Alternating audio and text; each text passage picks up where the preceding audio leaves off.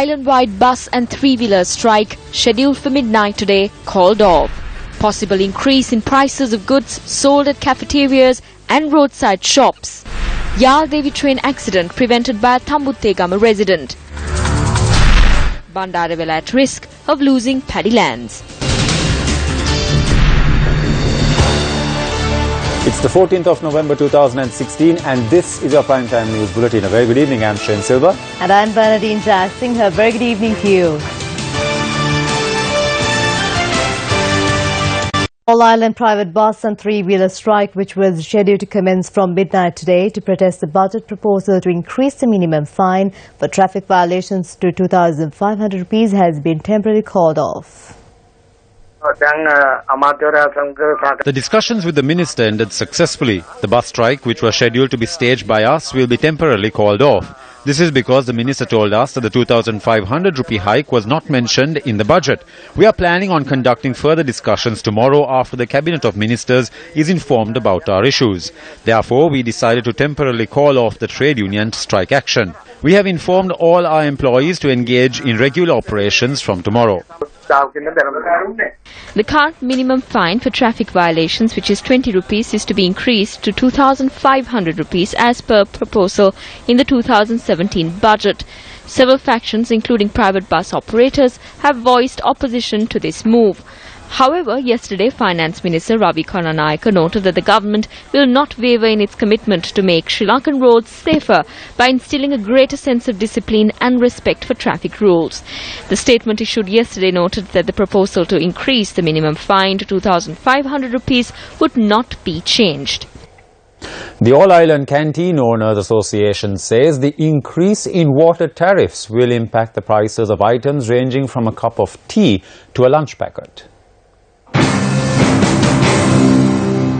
The 30% hike in water tariffs also impacts hospitals, tourist hotels and guest houses and industries. The usage fee per unit has been increased by ₹42, while the monthly service charge will be increased to between ₹725 and ₹10,000.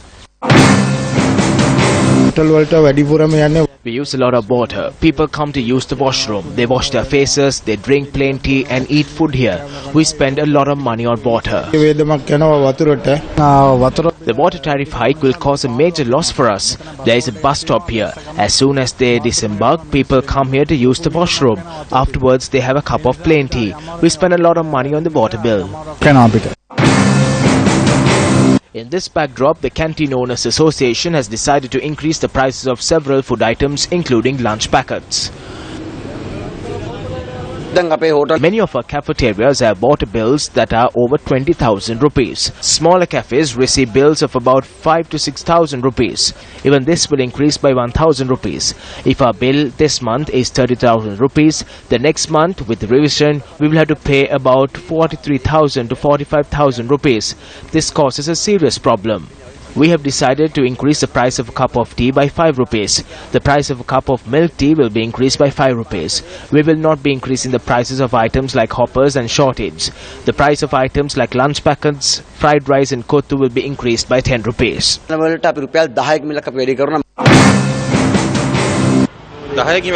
A ₹10 increase is unjust. It seems that everything is increasing in price.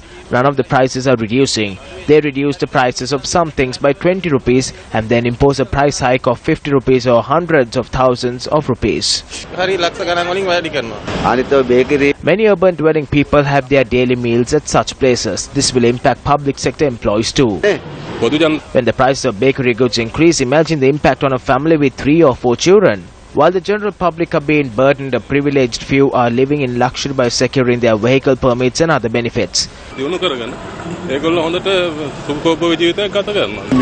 The people have been flung from their frying pan into the fire. JVP leader Rukumar Dissanayake commented on the 2017 budget during a function in Colombo yesterday. The price of a kilogram of sugar will be reduced by 2 rupees. They think that the people consume sugar in bulk. They could have simply said that they are ready to give a free spoon of sugar per kilogram rather than just reducing sugar by 2 rupees. They have then pledged to reduce the price of a kilogram of sprats by 5 rupees. Are sprats purchased in bulk? So which means if a kilo of sprats is purchased, 2 sprats will be given free of charge. Anukumar Disanayake elaborated further. This country is not governed by the cabinet. The country is governed by the economic committee. Who is in the economic committee? Charita Ratwatta. Have you seen him anywhere? Bhaskara Lingam. Have you seen him anywhere? Malik Samaravikrama, Ranil Wickramasinghe. It is the economic committee that governs the country. They allocate 599.2 million rupees to purchase 2 cars. It is approximately 300 million rupees a car. 300 million is allocated to purchase a car. 2 cars cost close to 600 million. Can these people really put a stop to wastage?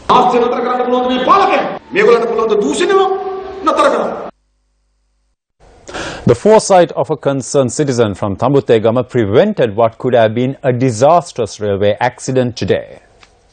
Vijita Karunadasa acted immediately when he witnessed that one of the rail tracks between the Tambutegama and Senrathgama railway stations was broken. The railway track was damaged. I called 119 and waited here for around 5 minutes. There was no response. Then I heard the horn of the train from the station. Then I took a red shirt and ran about 200 meters and waved at the train. Then the train stopped. As a result of his actions, the Yaldevi train plying from Jaffna to Colombo was brought to a halt in the nick of time, possibly saving the lives of hundreds of passengers on board. He made the call to 119 from my phone, but since we got no response, he said that something needs to be done before the train crosses this location. He ran with a red t-shirt. He's a disabled person, but he ran about 200 meters. After the line was repaired by railway workers, the Yaldevi recommenced its journey following a 1 hour and 20-minute delay. Newsfirst congratulates Karunadasa and express our pride in our fellow citizen for his heroic act.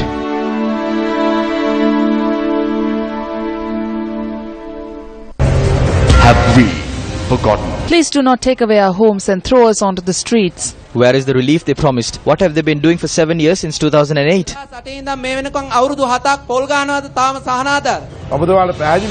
very clearly say to you that if they repeat this mistake, I will resign from my chief ministerial post and get onto the streets with you on this battle. Issues surrounding Umaue came to the fore during the Gammadha program on the 6th of March 2015. The Chief Minister Harim Fernando, who attended the program, is a minister today. Yet, the problems that have cropped up due to the Umaue project seem never-ending, with no solution in sight. The latest issue is concerning the farmlands of the villagers in these areas whose livelihoods are intertwined with the land they cultivate. Don't fall into a hole is a common phrase of warning. However, for 1,500 people of the villages of Palle Perua, Madaperua and Udaperua in Bandaravela, falling into a hole is unavoidable.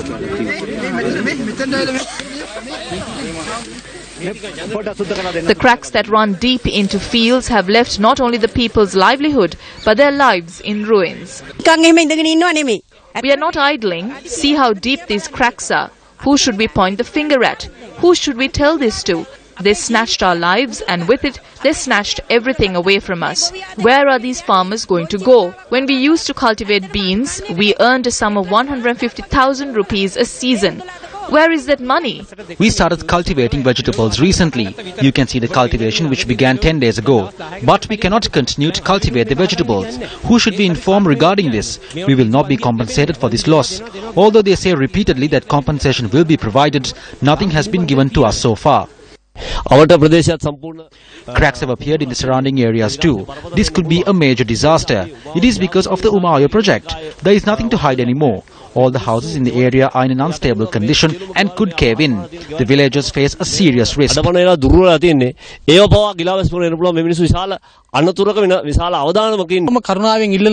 urge you to visit the area and take a look at the destruction. Although it may seem minute at the moment, the problem deepens each day. The people who grapple with a daily struggle for water as their wells dry up due to the Uma Oe project may soon feel the pangs of hunger as their fields too are at risk.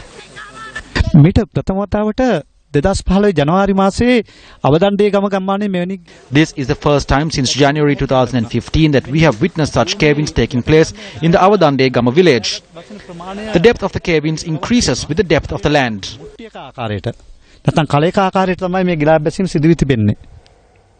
4 projects completed under the Gamma the Nation Building Initiative were vested in the people of Nochia Gama and Bibila today.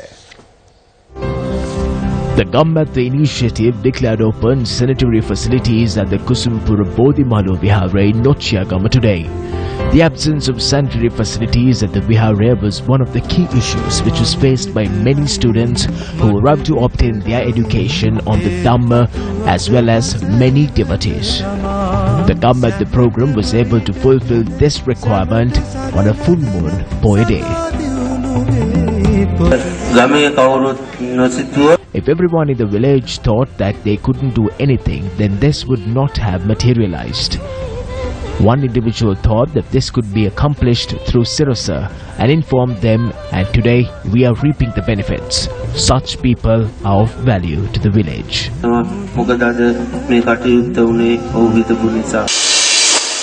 The people of the Ilukapatana village in Bibla were also provided access to clean drinking water through the Gammat initiative today. The project was sponsored by the Australia-Sri Lanka Malay Association.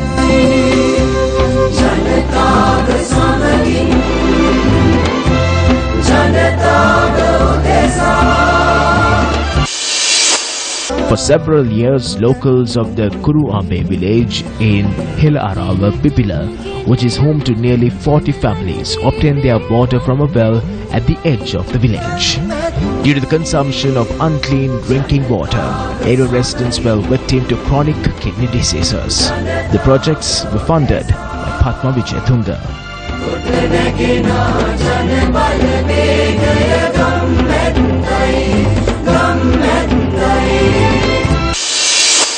Villagers of Sirukulam, the Bibila, which is home to around 150 families, fulfill their water requirements from the Bibila Megaharaba tank, which is located several miles away from the village. The people of the village were provided with the gift of water under the Gammatha initiative today. A.A. Karuna Ratna was the sponsor of this project.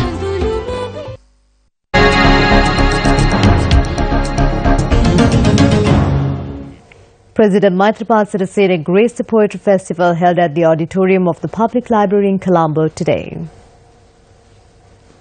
An exhibition featuring the works and photographs of 250 past poets and close to 1,000 living poets was held parallel to this event.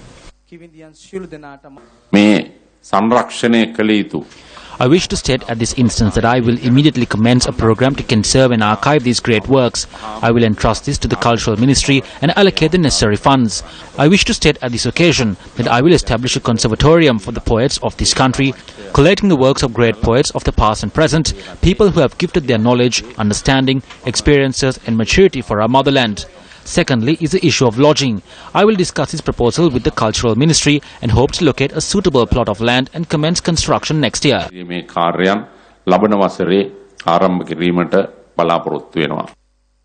Supreme Court Justice Eva Vanasundara was sworn in as the acting Chief Justice before President Maithripala Sirisena today. The largest supermoon in 68 years is being witnessed in the night sky tonight. Provided the skies are clear where you live, you will be witnessing a full moon that is 14% larger and 30% brighter than usual. The supermoon is also lighting up devotees in the temples of Sri Lanka tonight as they observe full moon Poya day. A Buddha Puja was performed in the vicinity of the statue of the seated Buddha at the Sri Shakya Malakya opposite the head office of the Capital Maharaja Organisation Limited this afternoon. The Buddha Puja was sponsored by Kevilton Electrical Products Private Limited, a subsidiary of the Capital Maharaja Organisation. Members of the staff of Kevilton Electrical Products, led by CEO Anil De Silva, participated in the Buddha Puja ceremony. Hail Full Moon Poya Day marks many significant events in the history of Buddhism, including the announcement of the future Buddhahood of Maitreya Bodhisattva, the first Buddhist missionary activity by 60 Arahants, the admission of the Jatila brothers to the Buddhist order, and the passing of the chief disciple Arahant Sariputta. This is also the last full moon Poya Day of the vast season or rainy season and marks the end of the Katina Pinkama at temples across the country.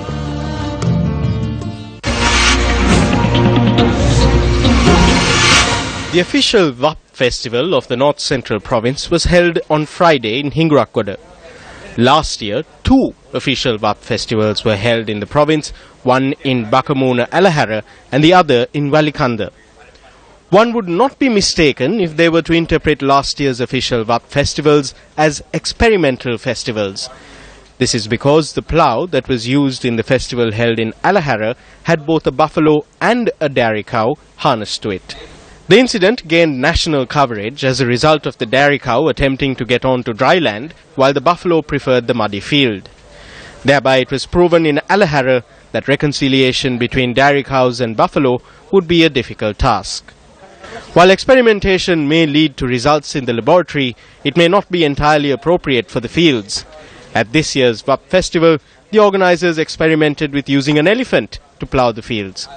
This was a historic, never-before-seen event. The North Central Provincial Council spent more than 100,000 rupees to transport the elephant from Giriulla to Hinguragoda. While there are plenty of buffalo in the environs of Hinguragoda, a similar sum of money spent on transporting the elephant was spent to transport a herd of buffalo from Galkiriagama. Given that the Provincial Council has apparently forgotten its duty to farmers as a result of the enthusiasm shown towards experimentation at Vap festivals, it is possible that if a Vap festival is held in areas including Ambagaswawa and Diyasenpura in the future, farmers too may have to be brought in from outside. This is because the Ambagaswawa reservoir, which nourishes fields in the area, is on the brink of becoming a ruin. Area residents have been forced to use sandbags to plug the leak and prevent disaster. The leak sprung up during the last Maha season. The subsequent drought provided ample opportunity for the authorities to repair the leak near the sluice. At present, the situation is dire as a result of heavy rains which have caused the reservoir to fill up. As the water level rises gradually, band-aid solutions like sandbags will not withstand the pressure. With disaster looming for the people of Ambagaswawa, it is possible that the authorities at the Provincial Council continue to procrastinate as they expect their experiments at the Vap festival to revolutionize agriculture in the country. Notwithstanding that, they may be hoping to hold a new rice festival using imported rice in the future. Governor of the North Central Province, over to you.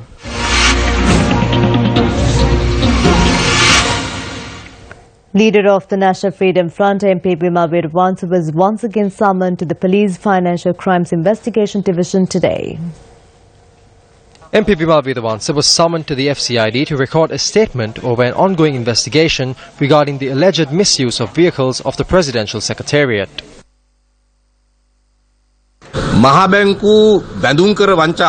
The mastermind behind the central bank bond scam, which is the biggest scam in the country and in Asia ever to have taken place, remains at large.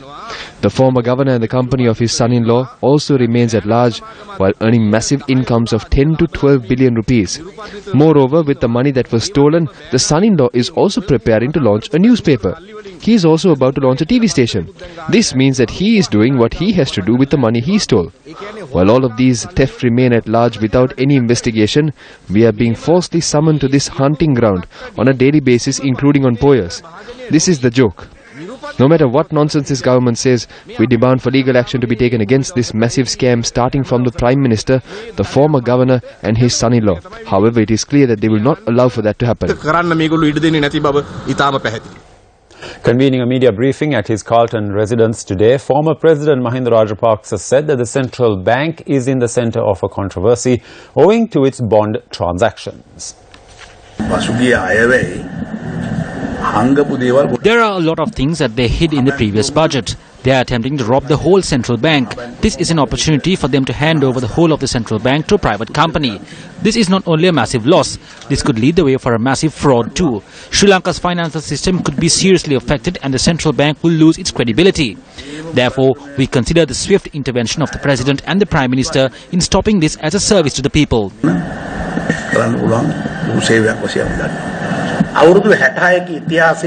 For the first time in 66 years, they have robbed the powers vested in the Monetary Board of the Central Bank. They have now created a platform to accept all payments through 3 private firms. Preparations are underway to facilitate transaction services via these 3 companies.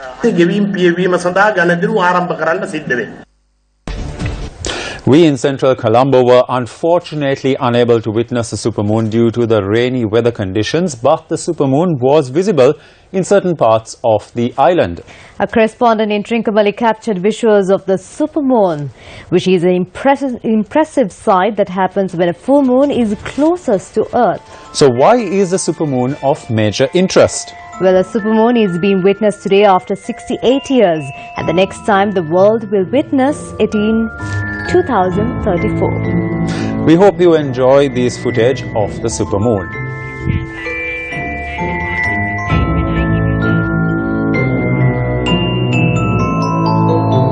And with that, we wrap up this edition of Primetime News. I'm Shail Silva. And I'm Bernadine Jazz Singha.